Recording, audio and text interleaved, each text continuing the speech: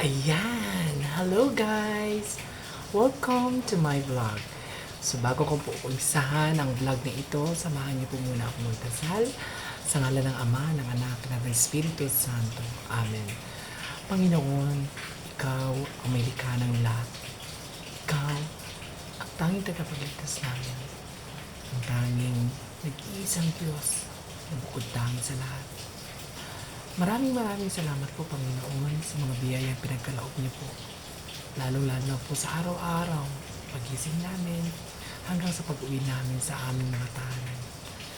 Maraming salamat, Panginoon, sa patnubay at gabay na iyong pinabigay sa amin lahat.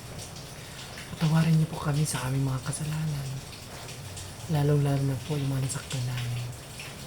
Bigyan niyo po kami ng lakas sa araw-araw, para magampanan po namin ang mga tungkulin namin sa buhay. Sa gabing ito, pinapanalangin namin ang lahat ng tao.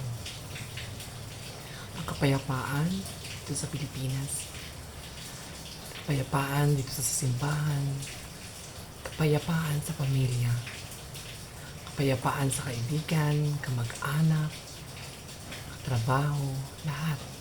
Bigyan niyo po kami ng kapayapaan, Lord. Lalo-lala po na po ang mga puso namin. Ito'y aming hiling sa pamamagitan ng aming Panginoong Jesucristo. Amen. So ayan po guys, sa ngalan ng Ama, ng Anak, ng Espiritu Santo. Amen. So before anything else, I would like to discuss at this time kung ano ba yung etiquette o ano yung mga asal na dapat o preparation natin when it comes to attending the Mass. Ano ba dapat gawin bago tayo pumunta sa simbahan? Siyempre, unang-una, kailangan po pagpunta niyo po sa simbahan, maaga po kayo. Hindi naman totally maaga na isang oras, at least 30 minutes, pwede na po yun. 30 minutes kasi may time po tayo makapag-nilay-nilay. Hindi tayo mag-hole sa oras.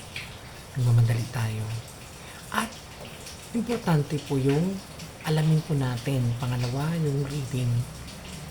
Bakit kailangan natin alamin ang reading? Kasi isa ito sa reklamo lagi. Hindi namin maintindihan. Especially pa foreigner, lalo na dito sa amin. Marami akong narinig ng mga complaint or suggestion or comments na hindi talaga maintindihan. Although, alam ko po sa sarili natin o sa sarili na rin ninyo na i-ask niyo po yung guidance ng Holy Spirit. Alam ko po mahirap.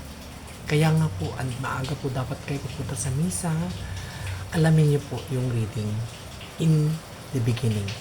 Umpisa pa lang, meron po tayong mga website na kinukuhaan ng reading namin. Especially ako ang tagagawa ng PowerPoint sa misa.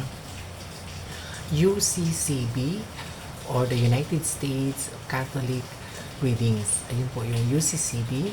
Yung link isi-share ko po sa comment section. And then sa Tagalog naman is yung awit at papuri. Bakit mahalaga na alam natin ang misa? Para pagdating natin sa simbahan, hindi na po tayo mahirapan na itindihin. Ayun pala yun, yung reading na yun. Ayun pala yung gospel na yun. Next is yung try to keep silent and be attentive on the Mass. Kaya nga po dito sa simbahan, meron po tayong PowerPoint presentation para makasunod po yung mga tao. Ginawa po talaga yun para at least lahat ng tao, since foreigner ang pari dito, makapag-participate po sa misa. And then, don't forget to genuflex. Bakit kailangan mag-genuflex?